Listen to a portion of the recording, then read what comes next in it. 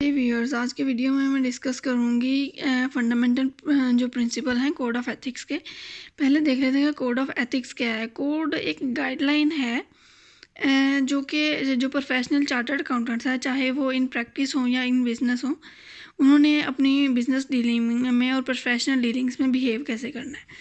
तो जो सबसे पहला है fundamental principal code of ethics का, वो है integrity. The principle of integrity imposes an obligation on all chartered accountants to be straightforward and honest in all professional and business relationships। जो principal integrity का, वो एक ओब्लिगेशन चार्टर्ड अकाउंटेंट्स पर impose करता है कि वो अपनी बिजनेस डीलिंग में स्ट्रेट फॉरवर्ड होंगे और ऑनेस्ट होंगे।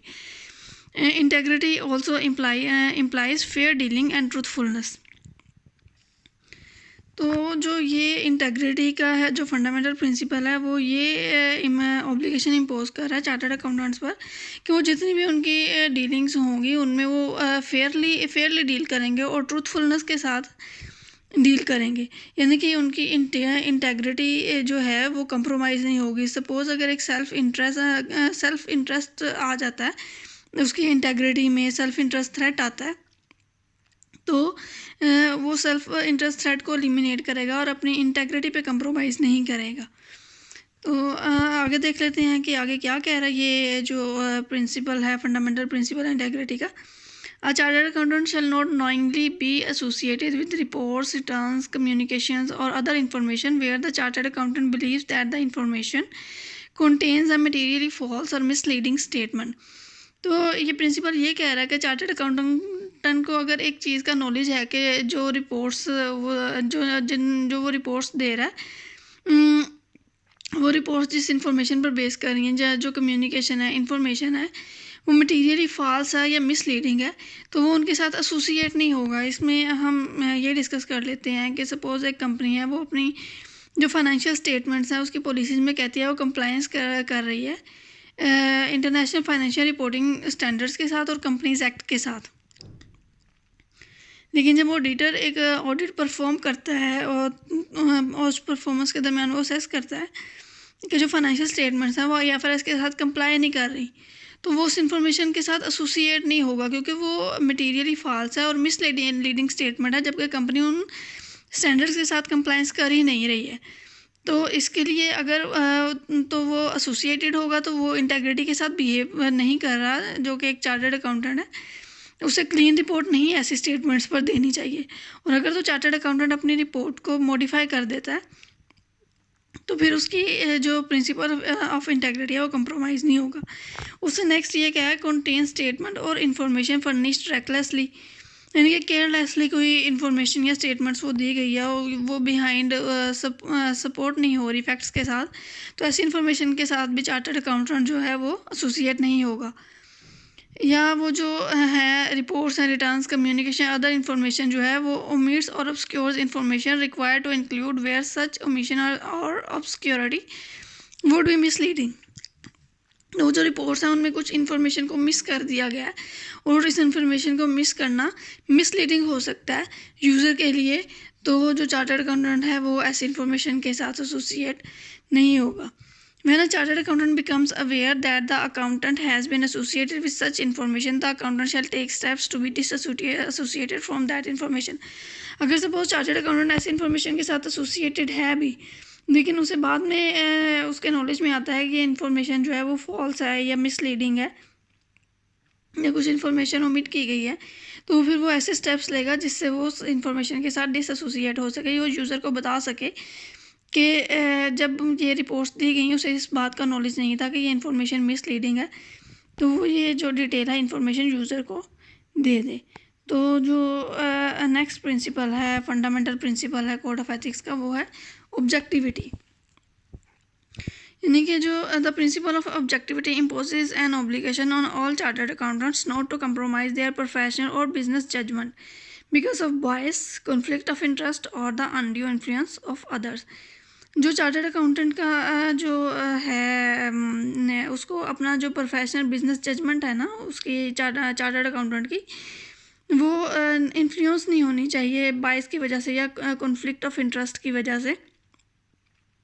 उसको जो फेयर डीलिंग्स हैं वो ही करनी चाहिए।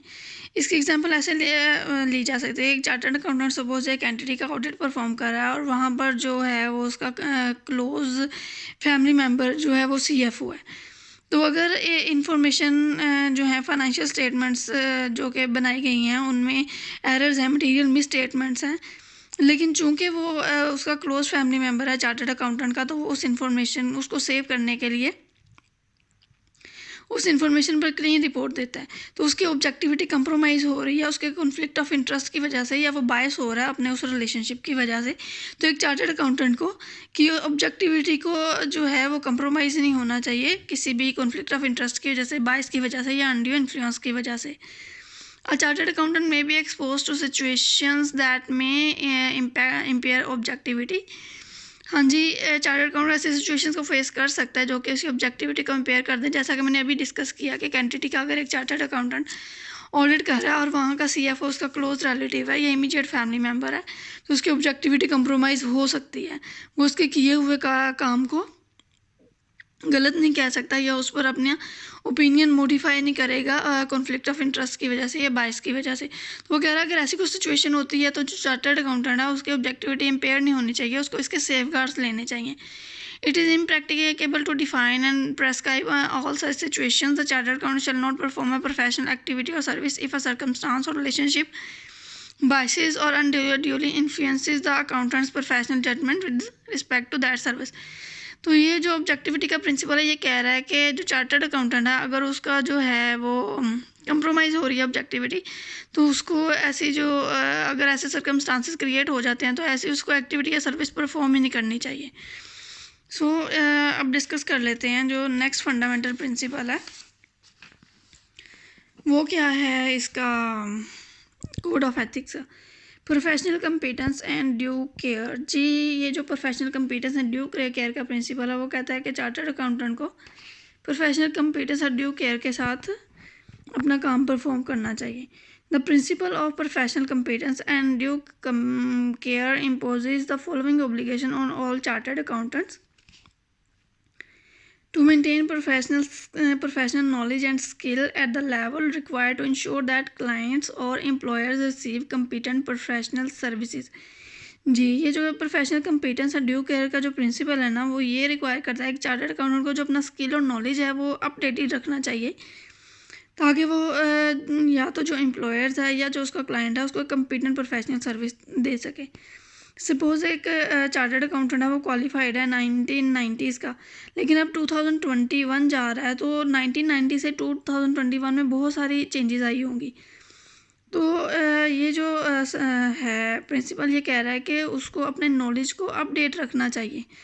तो नॉलेज अपडेट कैसे रहेगा? कंटिन्यूइंग जो प्रोफेशनल डेवलपमेंट है जो ICAP जो CPD के कंडक्ट करता है मेंबर्स के लिए, जो भी न्यू चेंजेस आती हैं उस पर CPD की क्लासेस होती हैं तो उनको वो अटेंड करनी चाहिए और अपने नॉलेज को अपडेट करना चाहिए, अपने स्किल को अकॉर्डिंग टू चेंजेस अपग्रेड कर लेना चाहिए ताकि वो एक कम्पिटेंट सर्विस दे सके अपने क्लाइंट्स को और एम्प्लॉयर्स को। To act diligently in accordance with the applicable technical and professional standards when performing professional activities और प्रोवाइडिंग प्रोफेशनल सर्विस।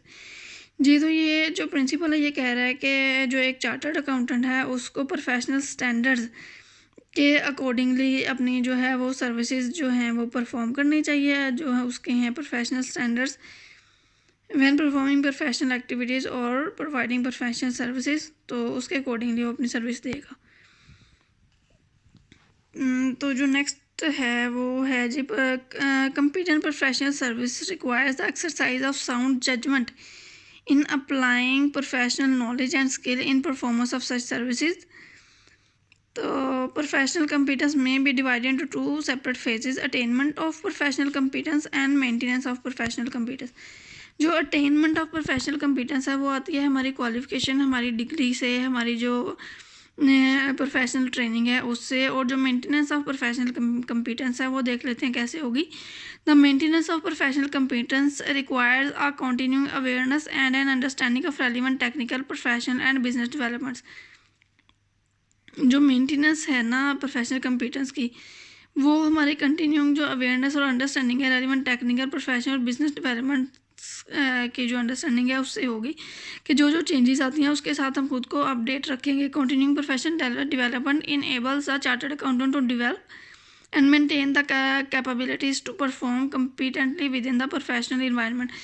ये जो कंटिन्यूइंग प्रोफेशनल डेवलपमेंट के जो सेशंस होते हैं ना, वो चार्टर्ड अकाउंटेंट को कैपेबल रखते हैं कि वो कम्पिटेंटली परफॉर्म कर सकें प्रोफेशनल इन्वायरमेंट में। Diligence encompasses the responsibility to act in accordance with the requirement of an assignment carefully, thoroughly and on timely basis। Diligence का जो प्रिंसिपल है वो ये रिक्वायर करता है कि जो असाइनमेंट है उसको केयरफुली और टाइमली बेसिस पर कंप्लीट करना चाहिए रिस्पॉन्सिबिलिटी के साथ एक चार्टर्ड अकाउंटेंट को। A chartered accountant shall take reasonable steps to ensure that those working under the chartered accountant's authority in a professional capacity have appropriate training and supervision। Chartered accountant का इस चीज़ को make sure करना चाहिए कि जो लोग उसकी टीम में काम कर रहे हैं वो लोग पास जो अप्रोप्रिएट वो नॉलेज होना चाहिए, ट्रेनिंग होनी चाहिए, और जो वो काम कर रहे हैं उसको उनके काम को सुपरवाइज करना चाहिए कि वो जो काम हो रहा है वो as per professional technical standards हो रहा है। Where appropriate, a chartered accountant shall make clients, employers, or other users of the accountant's professional services aware of the limitation inherent in the services or activities। ये तो professional competence and due care का principal एक chartered accountant से ये भी require करता है कि जो इनहेरेंट लिमिटेशंस होती हैं ना उसकी जो प्रोफेशनल सर्विसेज में, वो जो एम्प्लॉयर है या जो क्लाइंट है उसको उससे अवेयर कर देगा।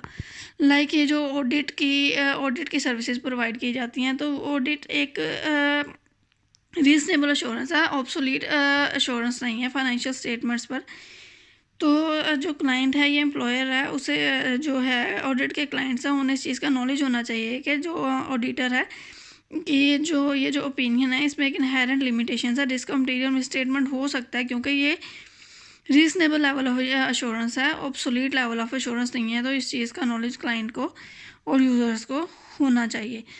तो आज के वीडियो में हमने 3 जो फंडामेंटल प्रिंसिपल्स हैं कोड ऑफ एथिक्स के वो डिस्कस किया है कि चार्टर्ड अकाउंटेंट को बिहेव करना चाहिए इंटेग्रिटी के साथ, ट्रूथफुलनेस के साथ एंड फेयरली, और उसके जो डिसीजंस हैं उसको बायस नहीं होना चाहिए, उसको ऑब्जेक्टिव होना चाहिए अपने डिसीजंस में, अपने प्रोफेशनल जजमेंट्स में। और एक चार्टर्ड अकाउंटेंट का प्रोफेशनल कंपिटेंस है ड्यू केयर के साथ बिहेव करना चाहिए। तो ये हमने आज के वीडियो में 3 जो बेसिक फंडामेंटल प्रिंसिपल्स हैं उनको डिस्कस किया है। जो नेक्स्ट 3 प्रिंसिपल्स हैं उनको हम लोग नेक्स्ट वीडियो में इंशाल्लाह डिस्कस करेंगे। होपफुली आपको मेरी ये वीडियो पसंद आई होगी। Please like and subscribe my channel. Thank you.